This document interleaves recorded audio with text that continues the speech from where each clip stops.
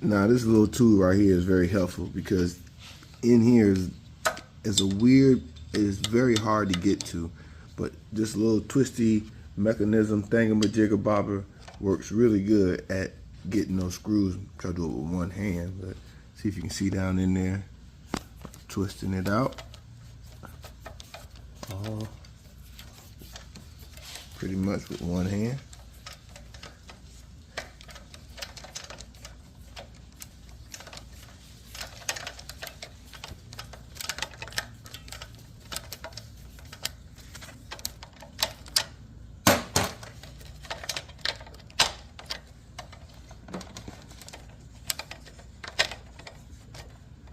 Come on out of there.